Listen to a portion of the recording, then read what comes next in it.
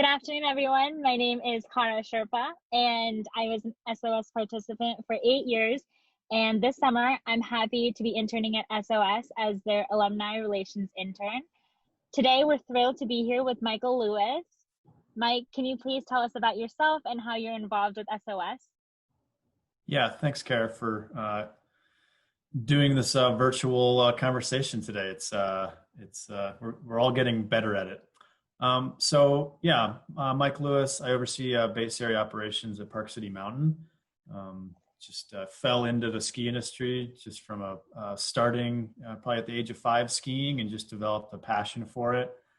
And then as far as getting involved with SOS, I'd say just recognizing that, being engaged early on and having the opportunity to be in the mountains led me to where I am. And it's just neat to be a part of how we can help more people do that. And especially with SOS, folks that maybe traditionally wouldn't have had the opportunity to be on the slopes, get out and just connect with peers and the environment around them.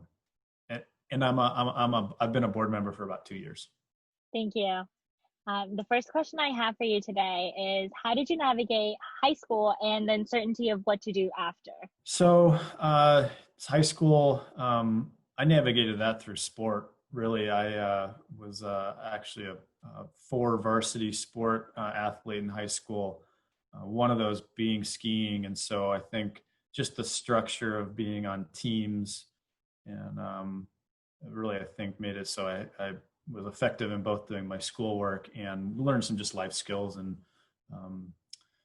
showing up ready and working with others and bringing other folks up as the team succeeds. And so that's what I'd say got me through high school. The second question I have for you is, what tools in life do you use every day to ensure success? A few. One, family is an incredibly important tool for me, in the sense that couldn't really do what I am doing without my family, both my parents and my wife and my kids. I think that drives me every day and helps me feel connected. I also read and try to have a curious approach to everything so I can really understand it and seek to get better. Exercise is a pretty critical tool for me. So just even if it's 30 minutes in the basement doing an Orange Theory at home to being out on a 2-hour ride, that's my time to think and be creative. And a lot of times I'll pose a problem or a question I'm facing before I do an activity, and I won't put my headphones in or anything, and I'll just that time to think has really helped me kind of drive forward in my career and be a creative problem solver. Thank you. The third question I have for you is, how did you navigate your career after college? It's an interesting question. I studied biology in college. I loved the lab component of biology. So really that practice and putting it into practice piece. I had no interest in being a doctor or being in a lab. And so I knew that I loved to ski. And so when I finished college, to be honest, I grew up in the East and I moved out West, and I got a job at a ski shop.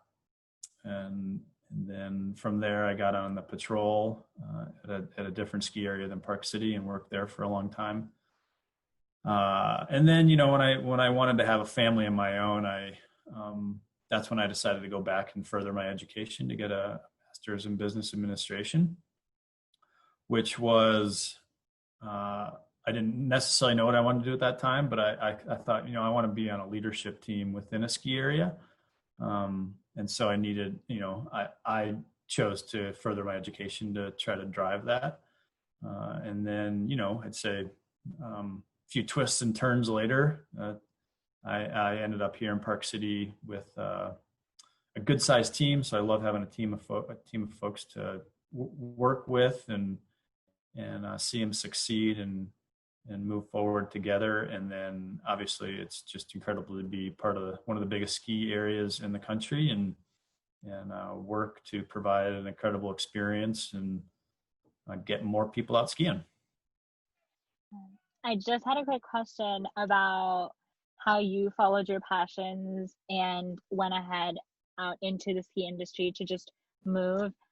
Is there any advice that you can give alumni and participants about following their passion instead of just going the traditional way that is laid out? Um, I'd say one of the sayings I grew up hearing from my family was follow your passion and the rest will follow. I did that, and I've developed further passions. I mean, one of my passions is just working with people and developing a team, and so you could apply that anywhere. I just happen to get to do that in the ski industry, but the passion doesn't have to be necessarily like a skiing or a doing of a thing. It could be um, working with people or anything. I can't propose to know anybody's passions, so people have to figure that out for themselves and figure out how to make that a part of their life that works. And the very last question I have for you today is, as the Senior Director of Base Operations at Vail Resorts, what personal approaches have you applied as you lead the conversation about tackling diversity, equity, and inclusion in the industry? One way for sure is working with SOS. And so through my role, I had the opportunity to join the board of SOS. And then I also, in my role, get to interact with different groups when they come out on a weekly basis. One of the things we did this year was when we have an industry day with SOS, we followed up with potential job opportunities. And we were able to hire somebody from one of the mentor groups to be in a part-time scanning role. So really just introducing them to the actual work environment of the ski industry. And so what I learned through that was that it really takes, it's not just, hey, here's the job application and apply. It's really being there to support them through the process so that with everything online, you could click a button and automatically be disqualified. So really just making sure people understand what that is and supporting people through the process. The other way, really support diversity in my team. Obviously recruiting and hiring is a good place to start. And so I've had the opportunity to identify a woman, for example, who works with us, who she didn't necessarily see herself in a certain role, and we thought she could be a good fit. And so reaching out and asking if she was interested, and that ended up working out. So I think helping people see an opportunity that they wouldn't necessarily see themselves in, just because there's maybe nobody that looks like them in that opportunity currently. So helping think like that is, I think, another way to increase diversity and gender and race and et cetera in the industry. Thank you so much for being available and interviewing with us today.